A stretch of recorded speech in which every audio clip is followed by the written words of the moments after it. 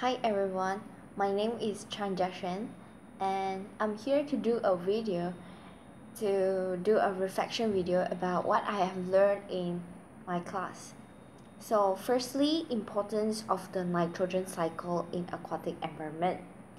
Nitrogen cycle plays an important role in biochemical cycle. It helps in balancing the water pH and enhance the ecosystem. Nitrogen cycle involves the process where the nitrogen appear in few types to form the NH3, NH4 and also become a source food. And next is sulfur cycle. The importance in aquatic environment is to maintain the water quality, balance the pH in water, and sulfur cycle is also important to enhance the growth of phytoplankton. It involves the photosynthesis of plants, which marine plants need sulfur to produce food. And lastly, sulfur cycle will eventually forms the acid rain, where the SO2 is produced from the volcanic activity, and when SO2 is interact with the oxygen, it will form SO3, which is sulfur trioxide. And further, sulfur trioxide is mixed with water, dissolved in water, and it reacts with the water and to form the sulfur acids, which is the H2SO4. Okay, now the next one is the phosphorus cycle. The importance of the phosphorus cycles varies. The phosphorus can be found mainly on land, soil, and rocks. It is also a limiting nutrients to aquatic organisms. The over-averagement of the phosphorus will lead to the marine water to massive algae bloom, and it also leads to the eutrophication of the water. Okay. Well, in the class, the next topic is it's about the importance of the carbon cycle. So carbon cycle, as we know that the ocean takes up carbon from the atmosphere, and in the ocean, when organism decay, by means the organism they dead, and it includes the dead shells, and the other parts.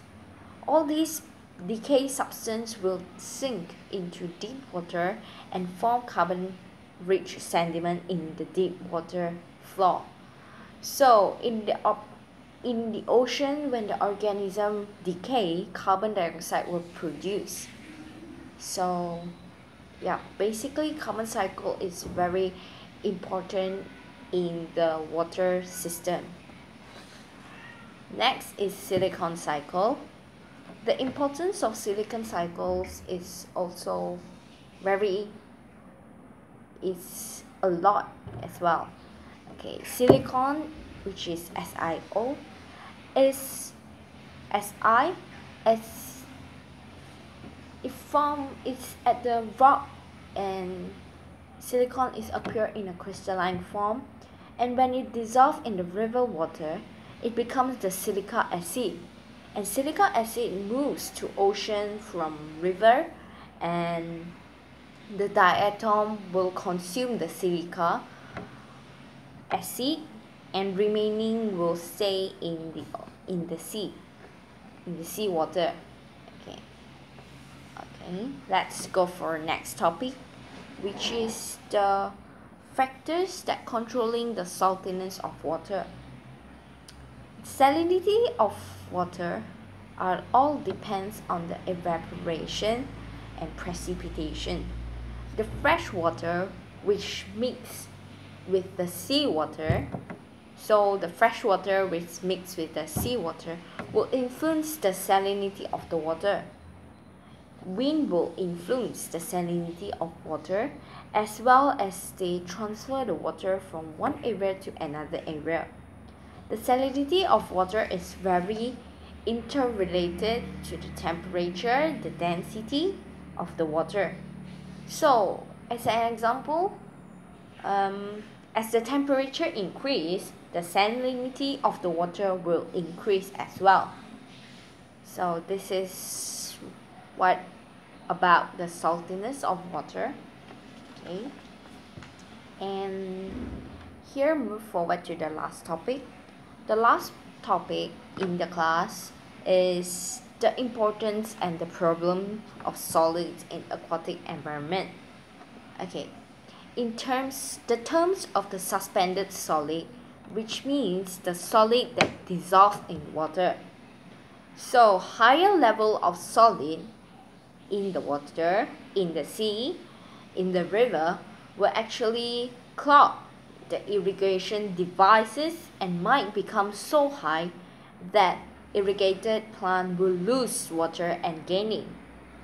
If an organism that is placed in a very low solid, such as distilled water, it will swell up where the water will move into its cells, and this will affect the organism ability to maintain the proper cell density.